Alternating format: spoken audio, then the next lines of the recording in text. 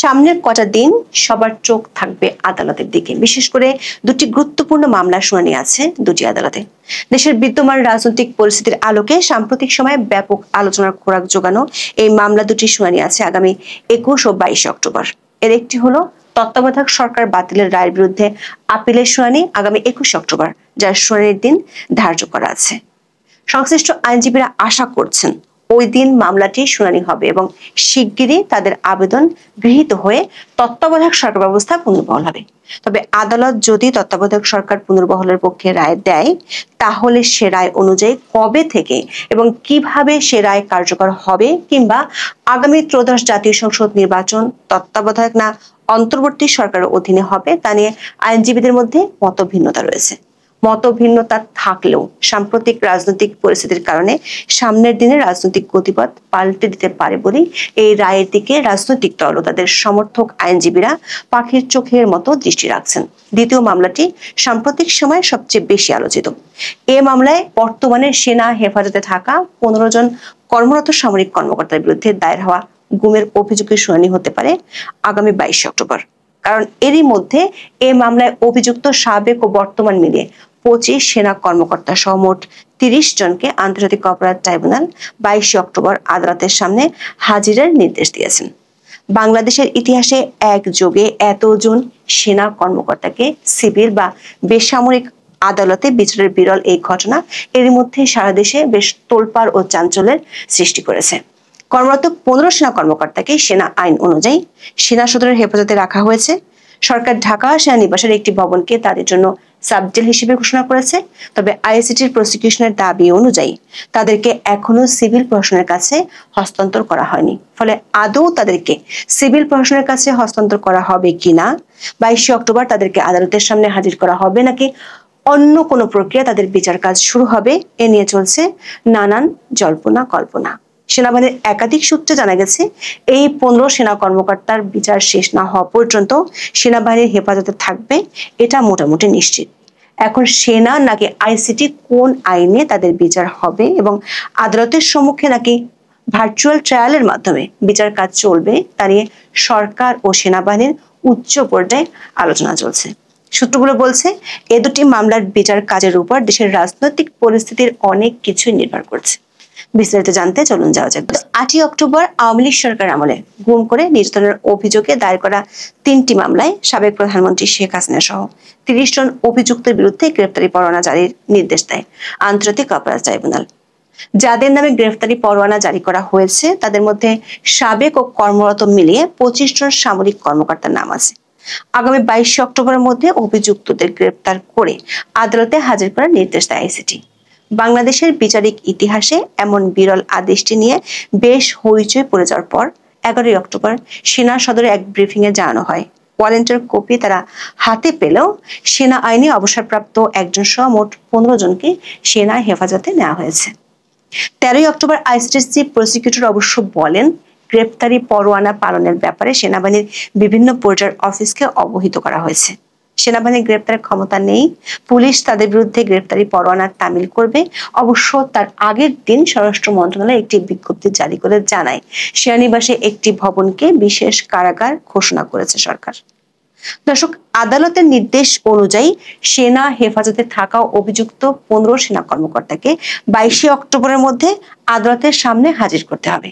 সেনাবাহিনীর একাধিক সূত্র বলছে, বিচার শেষ না হওয়া পর্যন্ত সেনাবাহিনী এই 15 সেনা কর্মকর্তাকে নিজেদের হেফাজতে রাখতে চায়। সে কারণে ইতিমধ্যে বিশেষ কারাগারও সরকার ঘোষণা করেছে। যদিও চিফ প্রসিকিউটর সাংবাদিকদের বলেছিলেন, আসামিরা কোথায় থাকবেন সেটা আদালত নির্ধারণ করবে। সূত্রগুলো বলছে, 22 অক্টোবরের মধ্যে আদালতে হাজিরের যে বাধ্যবাধকতা, সেটা নিয়ে এখন সেনাবাহিনী ও সরকারের উচ্চ পর্যায়ে আলোচনা চলছে। সেনাবাহিনীর পক্ষ থেকে অভিযুক্তদের বিচার সেনা আইনে করার পক্ষে মত দেওয়া হয়েছে। বিশেষ করে যারা কর্মরত তাদের বিচার সেনা আইনে না হলে ভবিষ্যতে অনেক আইনগত ও প্রশাসনিক জটিলতা তৈরি হওয়ার আশঙ্কার কথা সেনাবাহিনীর পক্ষ থেকে সরকারকে জানানো হয়েছে। আরেকটি বিষয়ে সরকারের সাথে সেনাবাহিনীর উচ্চ পর্যায়ের আলোচনা চলছে, সেটি হলো যদি আইসিটিতে বিচার হয় তাহলে কোন প্রক্রিয়ায় বিচার হবে। একটি পক্ষ চায় 15 সেনা কর্মকর্তার নিরাপত্তার খাতিরে সাবজেলে কিংবা ভার্চুয়াল কোর্টের মাধ্যমে বিচার হোক। তবে চূড়ান্ত সিদ্ধান্ত এখনো হয়নি বলে একাধিক সূত্রে জানা গেছে। আবার আইসিটি আইনের সবশেষ সংশোধনী নিয়ে উচ্চ আদালতে রিট করার পরিকল্পনা আছে অভিযোগদের। 6 অক্টোবর জারি করা এই সংশোধনী অনুযায়ী আইসিটিতে অভিযোগ দায়ের হওয়ার সাথে সাথে চাকরিচ্যুত হওয়ার বিধান যুক্ত করা হয়েছে। এখন যদি রিট করা হয় এবং রিটের রুলের আদেশ অভিযুক্তদের পক্ষে গেলে আইসিটিতে বিচারের প্রক্রিয়া প্রশ্নের মুখে পড়ে যেতে পারে। সূত্রগুলো বলছে, সরকার ও সেনাবাহিনীর মধ্যে বিষয়টি নিয়ে বেশ কয়েকটি উচ্চ পর্যায়ের বৈঠক হয়েছে। প্রসিকিউশন প্রথম দিকে বেশ তৎপর থাকলেও পরে আর কথা বলতে দেখা যায়নি। উল্টো 16 অক্টোবর আদালতে চিফ প্রসিকিউটর সেনাবাহিনীর পক্ষে কথা বলেছেন জুলাই আন্দোলনে মিরপুরে পুলিশ যখন ছাত্রদের গুলি করে মারছিল, মাঝখানে সেনাবাহিনী দাঁড়িয়ে উল্টো পুলিশ বাহিনীর উপর ফাঁকা গুলিবর্ষণ করে তাদের ডিসপার্স বা ছত্রভঙ্গ করেছেন। 4 দিন আগে যিনি সেনাবাহিনীর গ্রেপ্তারি ক্ষমতা নিয়ে প্রশ্ন তুলেছিলেন, তিনি আদালতে বলেছেন সাবেক প্রধানমন্ত্রী শেখ হাসিনা একমাত্র সেনাবাহিনীকে অপরাধ সংগঠনে ব্যবহার করতে পারেননি। দর্শক, হেফাজতে থাকা এই 15 সেনা কর্মকর্তার মামলার শুনানির আগে উচ্চ আদালতে আরেকটি গুরুত্বপূর্ণ মামলার শুনানি আছে। তত্ত্বাবধায়ক সরকার ব্যবস্থা ফেরানো সংক্রান্ত এই মামলাটির দিকে নজর আছে অনেকের। 1996 সালে সংবিধানের 13 সংশোধনীতে তত্ত্বাবধায়ক সরকার ব্যবস্থা অন্তর্ভুক্ত হয়েছিল। তবে এর বৈধতা চ্যালেঞ্জ করে 1998 সালে হাইকোর্টে রিট দায়ের হয়। 2004 সালের 4 আগস্ট রিটটি খারিজ করে হাইকোর্ট তত্ত্বাবধায়ক সরকার ব্যবস্থাকে বৈধ ঘোষণা করেন। পরে ওই রায়ের বিরুদ্ধে 2005 সালে সুপ্রিম কোর্টের আপিল বিভাগে আপিল দায়ের করা হয়। এরপর আপিল বিভাগের 7 বিচারপতির পূর্ণাঙ্গ বেঞ্চ 2011 সালের 10 মে সংখ্যাগরিষ্ঠ মতামতের ভিত্তিতে সংবিধানের 13 সংশোধনী বাতিল ঘোষণা করে রায় দেন। আদালত তার রায়ে তখন বলছিলেন, আইনসম্মত না হলেও প্রয়োজনের কারণে 10ম ও একাদশ জাতীয় সংসদ নির্বাচন বাতিল করা 13 সংশোধনীর আওতায় হতে পারে। তবে তৎকালীন আওয়ামী লীগ সরকার আমলে 2011 সালের 30 জুন জাতীয় সংসদে 15 সংশোধনী পাশ হয় এবং 3রা জুলাই গেজেট প্রকাশিত হয়। এরপর 2014, 2018 ও 2024 এই 3টি জাতীয় নির্বাচন আওয়ামী লীগের অধীনে অনুষ্ঠিত হয়। আওয়ামী লীগ সরকার পতনের পর তত্ত্বাবধায়ক সরকার ব্যবস্থা ফেরাতে আপিল বিভাগের 2011 সালের রায় পুনর্বিবেচনা বা রিভিউ চেয়ে 2024 সালের 27 আগস্ট প্রথম আবেদন করেন সুজন সম্পাদক বদিউল আলম মজুমদার সহ 5 বিশিষ্ট ব্যক্তি। পরে বিএনপি মহাসচিব মির্জা ফখরুল ইসলাম আলমগীর, জামাত ইসলামের সেক্রেটারি জেনারেল অধ্যাপক মিয়া গোলাম পরোয়ার সহ 3 জন আলাদা আবেদন করেন।